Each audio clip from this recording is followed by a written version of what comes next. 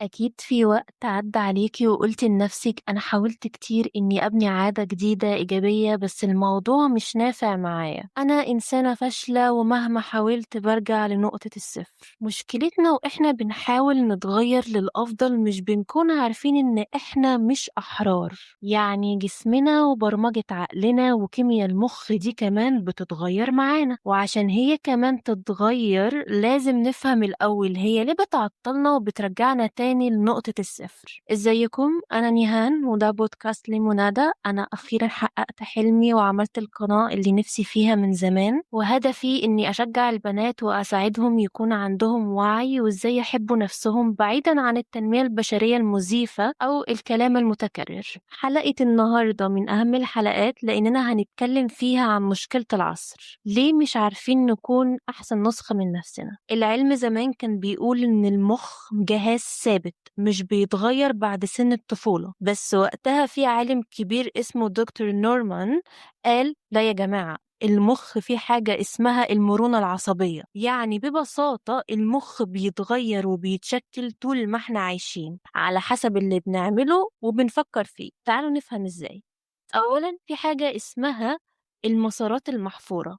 تخيلي إن مخك ده جبل متغطي بالتلج وإنتي نازلة منه بزحليقة. أول مرة بتنزلي بتختاري أي طريق، المرة التانية رجلك هتمشي في نفس الأثر اللي عملتيه أول مرة لأنه بقى أسهل. بعد 100 مرة المكان ده بيبقى مجرى محفور غويط جدا لدرجة إنك لو حاولتي تنزلي من طريق تاني هيبقى صعب جدا جدا، لدرجة إن الزحليقة تروح لوحدها للمجرى الغويط ده حتى لو هي مش عايزة. ببساطة هي دي العادة القديمة. العادة القديمة بتكون عبارة عن مسار عصبي الخلايا فيه بقت متعودة تبعت إشارات لبعضها بسرعة البرق. عشان كده لما تيجي تتغيري انتي مش بس بتحاولي تاخدي قرار، انتي بتحاولي تطلعي بره المجرى الغويط المحفور ده وتمشي في طريق تاني لسه ما تمهدش. وده مجهود بدني وعصبي كبير جدا بيخلي المخ يرجع لنقطة الصفر. طب وإيه الحل؟ في قانون عمله الدكتور نورمان. القانون ده ببساطة معناه إن الحاجات اللي بتحصل مع بعض كتير بتتلزق مع بعض في المخ. يعني إيه؟ مش فاهمة. تخيلي كده كل ما بتتوتري تمسكي الموبايل وبتفتحي التيك توك، في اللحظة دي بيحصل ايه؟ احساس التوتر شغال، فتح الموبايل شغال. المخ بيقول اه، الاتنين دول بيجوا مع بعض دايما، يقوم عامل بينهم وصلة قوية جدا. مع التكرار بقى كل ما بتحسي بتوتر على طول ايدك تروح الموبايل لوحدها من غير حتى ما تفكري. طب ليه؟ عشان المخ عمل بينهم طريق سريع وربط بينهم مع بعض، ربط شعور مع فعل. شعور التوتر مع انك تمسكي موبايل وتفتحي التيك توك. مثال تاني، لو كل ما بتزهقي بتاكلي بعد شوية المخ بيقولك اه تمام، يعني انتي دلوقتي زهقتي فاتجهتي للأكل، فربط شعور الزهق بالأكل. أي حاجتين بيجوا مع بعض كتير المخ بيربطهم، الربط ده بيقوى مع التكرار لحد ما يبقى رد فعل تلقائي. هي دي بالظبط العادات القديمة اللي المخ اتشكل عليها. عشان كده لما بنيجي نتغير أو نتحسن للأفضل التغيير بيكون صعب قوي علينا، بس العلم قالك فيه حلول. وأول حل هو إعادة تشكيل الخريطة. ببساطة مخك ده عامل زي خريطة المرسومة وانتي هتعيدي تشكيلها عشان تقدري توصلي لأفضل نسخة من نفسك. طب إزاي؟ أول حاجة وهي الوعي. يعني إيه الوعي؟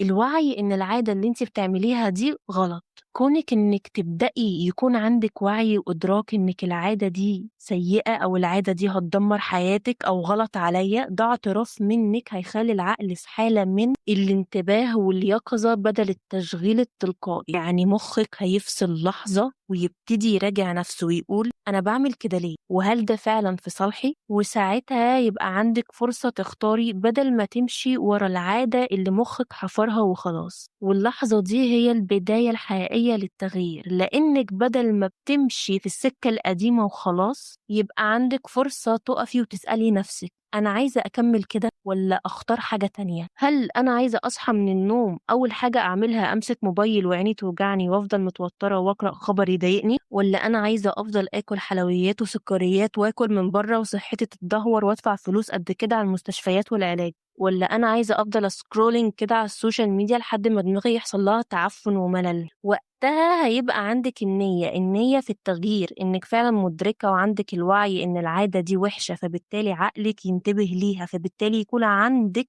قرار لتغييرها. تاني نقطة وهي استبدال العادة، زي ما قُلنا إن مُخّنا بيربط الشعور والعادة بين بعض، عشان كده محتاجين إن إحنا لمّا نحس بشعور سلبي نربطه بعادة إيجابية. طَب إزاي؟ هتمسكي ورقة وقلم وهتكتبي المثال ده. أنتِ دلوقتي عندِك مشكلة وهي مشكلة التوتر أو العصبية، والمسار القديم هو مسك التليفون وفتح التيك توك، يبقى عندنا المشكلة وعندنا المسار القديم، يبقى هنحوّل المسار القديم لمسار جديد، هنحوّل عادة مسك التليفون وفتح التيك توك بعادة المشي لمدة 20 دقيقة أو التنفس العميق. مثال تاني، المشكلة إحساس بالفشل أو الإحباط، إنِّك تحسّي بإنِّك فاشلة أو تحسّي إنِّك أنتِ محبطة. المسار القديم تجلدي في ذاتِك وتتكلّمي عن نَفْسِك كلام وِحِش.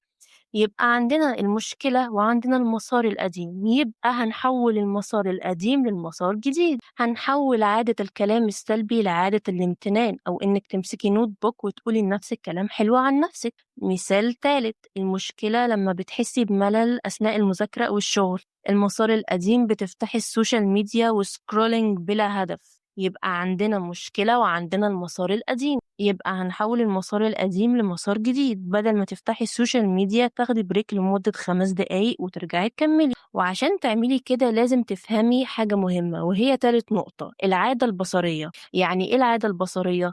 إنِّك تخلّي العادة ظاهرة وواضحة، يعني مثلًا أنتِ عاوزة تستبدلي عادة الscrolling مثلًا بعادة قراءة الكتب أو قراءة المقالات، يبقى العادة الجديدة دي هتخلّيها واضحة وظاهرة، إنِّك مثلًا هتحطّي الكتب قدّامِك على المكتب أو في مكان ظاهر قدّام عينِك طول الوقت، بحيث أول ما تمسكي التليفون عينِك تيجي على الكتاب، وساعتها بدل ما تفتحي التيك توك تلقائي يبقى عندِك اختيار أسهل، تمسكي الكتاب وتقرأي. أنتِ مثلًا دلوقتي عايزة تنتظمي على الصلاة، هتجيبي سجادة الصلاة وتحطيها في مكان في أوضة وجنب منه المصحف أو السبحة، بحيث إن عينِك تيجي عليه طول الوقت. أو أنتِ مثلًا عايزة تتعلمي لغة جديدة، هتجهّزي الكشكول مكتوب عليه مثلًا تعلُّم الإنجليزية أو أي كلام تحفيزي والقلم وكوباية المَيّة أو أي حاجة تحبّي تشربيها وأنتِ بتتعلمي لغة أو أنتِ بتذاكري بتحضري course وتعملي حفظ لمصدر الcourse ويكون قدّامِك. لمّا تعملي كده حاسة البصر ليها علاقة قوية جدًا بتغيير العادة، لإنها ببساطة بتوجّه انتباه المُخ قبل ما تاخدي قرار واعي. مُخِّك زي الطفل الصغير بيمشي ورا أول حاجة يشوفها، يعني لو أول حاجة عينِك وقعت عليها الموبايل هتفتحيه تلقائي، لو أول حاجة عينِك وقعت عليها الكتاب احتمال كبير جدًا إنِّك تمسكيه. ليه ده بيأثّر؟ لإن المُخ ما بيشتغلش بالعقل بس، هو بيشتغل ب3 حاجات سريعة جدًا، الرؤية اللي هي البصر، الإحساس، العادة القديمة، والبصر بيكون في معظم الوقت أسرع واحد فيهم. أنتِ بتخلّي اللي عايزاه تعمليه هو اللي يشد عينِك أولًا، مش مستنية الإرادة تقاوم، أنتِ بتغيّري المشهد نفسه، وده هينقلنا لرابع نقطة وهي الهدوء. ممكن تهدي على نفسِك شوية، زي ما شرحنا في أول الحلقة إن المُخ لمّا بيكوّن مسارات عصبية جديدة زي طريق التلج، بيكون صعب ومُرهق بالنسبة له جدًا، بس هل ده معناه إن إحنا نسيب حالنا كده للعادة السيئة؟ لأ طبعًا، زي ما قُلنا إن المُخ مرن جدًا وبيتغيّر على حسب أفعالنا. طَب أنا ممكن أعمل كل الخطوات دي بس برضه ألاقي صعوبة، عارفة ليه بتلاقي صعوبة؟ لإن الطريق مش بيتحفر في مُخِّك من أول مرّة ولا من تالت مرّة ولا من رابع مرّة، المُخ عاوز تكرار بهدوء. عشان توصلي لأفضل نسخة أنتِ محتاجة تبدئي تحفري مسار جديد في التلج. في الأول المسار الجديد ده هيكون رفيع وضعيف والزحلقة بتقع منه. مع التكرار المستمر المسار الجديد بيبقى أغوط وأسرع والمسار القديم اللي هي العادة الوحشة بتبدأ تتردم عليه التلج وبيتمسح بالتدريج. بيتمسح بالتدريج لإنِّك ما بقيتيش تستخدميه، وحُطّي 1000 خط تحت ما بقيتيش تستخدميه لإنِّك استبدلتِ العادة السيئة فوق زي ما اتفقنا. في الأول المسار الجديد هيكون ضعيف والزحليقة بتُقع منه، يعني طبيعي جدًا في البداية هتلاقي صعوبة، هتنسي، هترجعي للعادة القديمة أحيانًا. ليه؟ لإن الطريق الجديد لسه مش محفور كويس في المُخ، أنتِ لسه بتبرمجي مُخِّك عليه، فبالتالي مُخِّك محتاج وقت. أنتِ ليه بتحكمي على نفسِك إنِّك فاشلة وإنِّك رجعتِ لنقطة الصفر ولسه أصلًا مُخِّك بيتبرمج، لسه في بداية الطريق؟ هو أنتِ مفكّرة إن التغيير ده بييجي في يوم وليلة كده؟ لأ، جسمنا وعقلنا ربنا ما خلقوش بعشوائية عشان بيتغيّروا في لحظة واحدة. المُخ والجسم معمولين بطريقة ذكية جدًا، بيحبّوا التكرار وبيمشوا خطوة بخطوة لحد ما الحاجة تثبت وتبقى عادة. يعني اللي أنتِ فيه ده مش فشل، ده اسمه مرحلة إعادة برمجة ولسه في أول الطريق. تكرار بهدوء وعدم الاستعجال هو السر، وده هيودينا لنقطة: مش مهم تعملي مجهود جبار مرة واحدة، المهم تكرري الفعل الصغير كتير عشان تحفري المسار العصبي. إنك تقرأي 4 صفح من كتاب كل يوم ولا إنك تقرأي 70 صفحة في يوم واحد، أنهي صح للمخ؟ مخك بيقولك أنا الأفضل ليا هي 4 صفح من كتاب كل يوم، عشان أنا بعشق حاجة اسمها التكرار مش الحماس المزيف. انتي مش ثابتة على شخصية واحدة للأبد، وفي قابلية حقيقية للتغيير، لكن الموضوع مش بس وقت ومجهود ولا إنك تسمعي فيديوهات تحفيزية ولا الكلام ده، بل محتاج تكرار سلوكيات جديدة بشكل منتظم، محتاج بيئة داعمة، محتاج صبر على التغيير البطيء.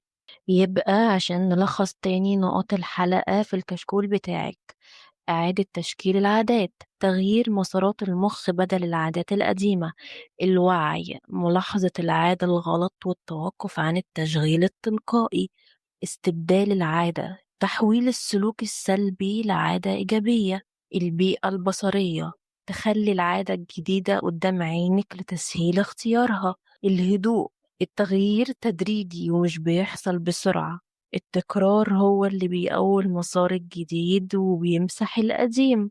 النجاح الحقيقي عادات صغيرة متكررة مش مجهود كبير مرة واحدة.